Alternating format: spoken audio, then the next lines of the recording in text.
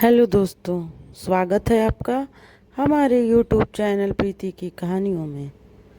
दोस्तों, एक भोली लड़की की ज़िंदगी उस वक्त बर्बाद हो जाती है जब वो अपने पुराने प्रेमी से मिलती है, ये सोचकर कि शायद कुछ रिश्ते दोबारा जुड़ सकते हैं। लेकिन उसे नहीं पता था कि इस मुलाकात के पीछे उसका अतीत नहीं बल्कि उसका अंत छिपा है। इस कहानी से प्यार, साजिश और एक ऐसा मोड़ जो सुनने वालों को झकझोर देगा। कहते हैं प्यार इंसान को बदल देता है, लेकिन अगर वही प्यार किसी की मौत का कारण बन जाए तो? ये कहानी एक साधारण लड़की, एक अधूरी मोहब्बत, एक शक में डूबा पति और एक ऐसा प्लान है जो रूह तक हिला देगा। नेहा शर्मा एक पढ़ी लिखी, आत्मनिर्भर और खूबसूरत लड़की थी। दिल्ली यूनिवर्सिटी से ग्रेजुएट थी। कॉलेज के दिनों में उसकी मुलाकात हुई राहुल वर्मा से। दोनों की दोस्ती प्यार में बदली, और प्यार ऐसा कि एक दूसरे के बिना जीने का ख्याल भी मुश्किल था। पर राहें हमेशा सीधी नहीं होती। कॉलेज खत्म हुआ। राहुल का घर उत्तर प्रदेश के एक छोटे से गांव में था, जहां जात पात, इज्जत और खानदान का बड़ा जोर था। राहुल के पिता ने नेहा को सिर्फ इसलिए ठुकरा दिया क्योंकि वह उनके समाज से नहीं थी। राहुल ने विरोध नहीं किया। नेहा टूटी, लेकिन उसने खुद को समेट लिया।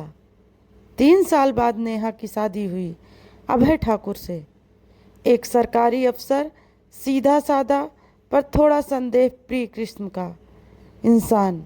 अभय नेहा से बेहद प्यार करता था, पर भीतर से असुरक्षित था। शादी के 1 साल बाद नेहा को अचानक राहुल का मैसेज आया, नेहा तुम कैसी हो? तुम्हें बहुत याद करता हूँ, एक बार मिल सकते हैं? नेहा चौंकी। इतने साल बाद ये अचानक? काफ़ी सोचने के बाद उसने जवाब दिया, एक मुलाकात शायद ठीक रहेगा, सब कुछ साफ करने के लिए। नेहा ने अगले हफ्ते एक कैफ़े में मिलने का समय तय किया। अभय को बताया कि वो अपनी दोस्त से मिलने जा रही है, लेकिन अभय को नेहा के फ़ोन और चेहरे की हलचलें कुछ अलग सी लगीं।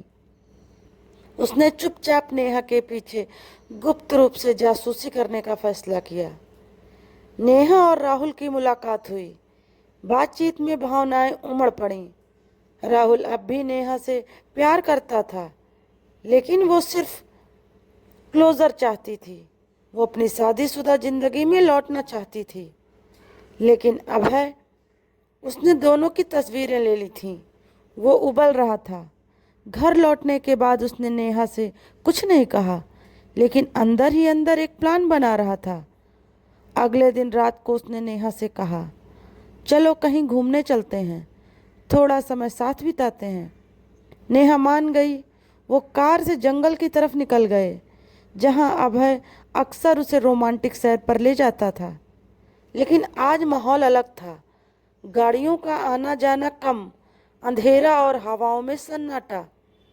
रात के 10 बजे कार एक सुनसान जगह पर रुकी। अभय ने कहा, यहाँ से हम थोड़ा पैदल चलेंगे।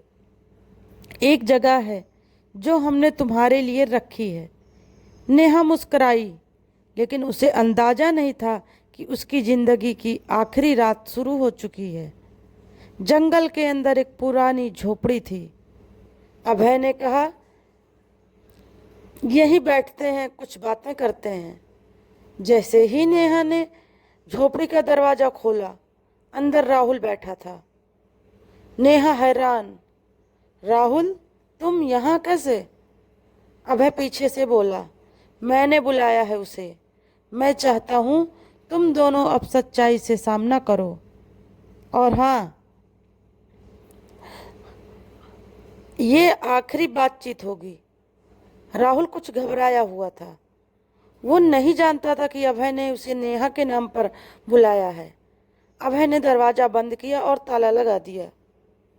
नेहा और राहुल दोनों चौंके। नेहा चीखी, क्या कर रहे हो अभय? अभय ने जेब से एक चाकू निकाला। तुम दोनों ने मुझे बेवकूफ़ समझ रखा है। मेरी बीवी और उसका आशिक एक ही कमरे में। ये तो भगवान का इंसाफ होगा अगर मैं दोनों को ख़त्म कर दूं। राहुल ने खुद को बचाने की कोशिश की। हाथापाई हुई, एक चीख और खून के छींटे। नेहा का पैर फिसला, उसका सिर दीवार से टकराया और वह वहीं ढेर हो गई। अभय ने दोनों को मरा समझकर झोपड़ी में आग लगा दी और भाग निकला। पर किस्मत से राहुल को होश आ गया। वो झोपड़ी से निकलने में सफल रहा, पूरी तरह झुलस चुका लेकिन जिंदा। उसने पुलिस को सब बताया। अभय गिरफ्तार हुआ, कोर्ट में केस चला। उसने दावा किया कि ये क्राइम ऑफ पैशन था, मतलब गुस्से में किया गया अपराध। लेकिन कोर्ट ने वीडियो कॉल रिकॉर्ड और झोपड़ी में मिले साक्ष्यों के आधार पर उसे आजीवन कारावास की सजा सुनाई। नेहा बस एक क्लोजर चाहती थी। राहुल अपने प्यार को दोबारा पाना चाहता था, लेकिन अभय अपने डर और शक से हार गया। तीनों में कोई पूरी तरह सही नहीं था, लेकिन एक की मौत ने सब कुछ बदल दिया। तो दोस्तों, इस कहानी से हमें ये सीख मिलती है कि रिश्तों में पारदर्शिता जरूरी है। शक जहर बन जाता है अगर उसे प्यार के नाम पर पाला जाए। हर मुलाकात जिंदगी नहीं देती, कुछ मुलाकातें मौत भी ला सकती हैं। तो दोस्तों, अगर हमारी कहानी आपको के दिल को छू गई हो तो प्लीज़ लाइक शेयर ज़रूर करिएगा। कमेंट में अपनी राय दीजिएगा कि अगर आप अभय की जगह होते तो क्या करते। आप किस शहर से हमारी ये कहानी सुन रहे हैं, प्लीज़ अपने शहर का नाम कमेंट बॉक्स में ज़रूर लिखिएगा। फिर मिलते हैं दोस्तों आपसे एक नई कहानी लेकर।